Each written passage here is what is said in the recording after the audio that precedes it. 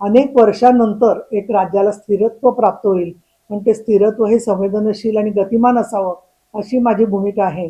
आणि त्या दृष्टीने एक पीठासीन अधिकारी आणि विधान परिषदेचे आमदार आणि शिवसेना नेता, स्त्री आधार केंद्र अध्यक्ष या नात्याने चौथं महिला धोरण जे मार्च महिन्यामध्ये सरकारने जाहीर केलं, ते धोरण या लाडक्या बहिणी ज्या 2.5 कोटी महाराष्ट्रामध्ये आहेत, ज्यांच्यापर्यंत दर महिन्याला निधी पोचतोय, त्यांनी अजून जोमाने योजना पोचवून इतर महिलांनाही मदत करण्याच्या दृष्टीने काम करावं. यासाठी त्यांच्याशी संवाद, प्रशिक्षण, त्यांच्याबरोबर मोहिमा आणि ज्या महिलांना याचा फायदा मिळाला नाहीये, त्या महिलांसाठी उरलेल्या ज्या योजना आहेत, मग त्याच्यामध्ये लाडकी बहीण योजना आहे, त्याच्यानंतर वयोश्री योजना आहे, उच्च आणि तंत्र शिक्षण विभागातर्फे मोफत शिक्षणाच्या योजना आहेत, कौशल्य विकासाच्या योजना आहेत. या विविध योजनांची माहिती महिलांना देणं आणि त्यामधून त्यांचं कृषी उत्पन्न वाढवणं, त्याचबरोबर त्यांना सुरक्षितपणे काम करता यावं या दृष्टीने मी वेळ देणार आहे. दुसरं मी माझी प्रायोरिटी ठरवली आहे ते म्हणजे अनेक वेळेला आपण बघतो की पोलीस स्टेशनला गेल्यावर लवकर दखल घेतली जात नाही किंवा बलात्कार घडला किंवा मारहाण, विवाहित महिलेला मारहाण करून पती फरार, अशा बातम्या आपण सातत्याने बघतो. मध्यंतरी तर फ्रीजमध्ये पत्नीचे सगळे शरीराचे तुकडे तुकडे करून कोंबण्यात आले होते, अशी बंगलोरची घटना आहे.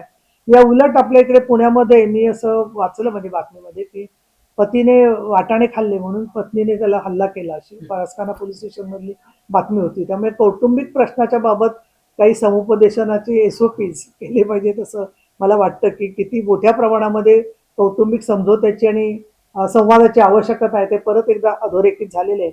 अपहरणाचे प्रकार खूप वाढलेले आहेत. त्या पार्श्वभूमीवर सुद्धा अपहरण ज्या मुलींचं होतं आणि त्या परत येतात, त्या आल्यावरती त्यांचं समुपदेशन करून परत एकदा त्यांनी प्रवाहात यावं आणि त्यांच्या कुटुंबियांना एक कुठेतरी त्यांची केवळ लग्न उरकून देण्यापुरतं काम न करता त्यांना परत एकदा जीवन जगण्याची संधी मिळावी, यासाठी स्त्री आधार केंद्राने आमचं काम चालणार आहे. तर या सगळ्या बाबतीमध्ये नुसतं ते काम नाहीये, तर एसओपीज तयार करण्याचा प्रश्न आहे. आणि तुम्ही बघता की त्यांना हॉस्पिटलमध्ये नेलं जातं, त्यावेळेला तिथे कसं वागतात, त्यांची आयडेंटिटी खरंच गुप्त राहते का, त्या सुटल्यानंतर जेव्हा घरी जातात तेव्हा त्यांना सुरक्षितता मिळते का, या सगळ्यासाठी आता केंद्राने दंडसंहिता केलेली आहे. तर त्यासाठी एसओपीज तयार करून ते राज्यामध्ये आता गृहमंत्री आणि मुख्यमंत्री देवेंद्रजी फडणवीस आहेत, उपमुख्यमंत्री म्हणून अजितदादा पवार आणि एकनाथजी शिंदे आहेत. तर शिंदे साहेबांनी या विषयाचा संपूर्ण अभ्यास केलेला आहे. फडणवीस गृहमंत्री म्हणून अनेक वर्ष आहेत. पण तरीही आपण बघतो की एसपी किंवा सीपी लेवलला अनेक गोष्टी जरी घडल्या, चांगल्या घडल्या, तरी प्रत्यक्षामध्ये पोलीस स्टेशनमध्ये जेवढं पाहिजे तेवढं आपल्याला तत्परतेने लोकांना सहकार्य मिळत नाही, ही देखील वस्तुस्थिती आहे.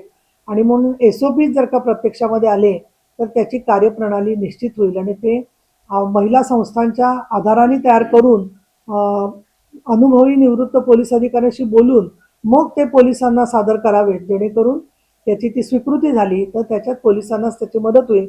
हे एक दुसरं काम पुढच्या काळात मी करायचं ठरवलंय. आणि तिसरं म्हणजे ऊसतोड कामगारांच्या प्रश्नावरती माझ्या अध्यक्षतेखालीच कमिटी झालेली होती. ती तत्कालीन आरोग्यमंत्री यांनी स्वीकारलेही होते रिपोर्ट, पण तरी जेवढे पाहिजे तेवढी आज अंमलबजावणी झालेली नाहीये असं चित्र दिसतं. तर मी कोठेवाडीच्या वेळेला जसं एका वर्षामध्ये जवळजवळ 50 वेळेला कोठेवाडीला जाऊन तिथल्या महिलांशी सातत्याने फॉलोअप घेतला होता, तसं दर महिन्यामध्ये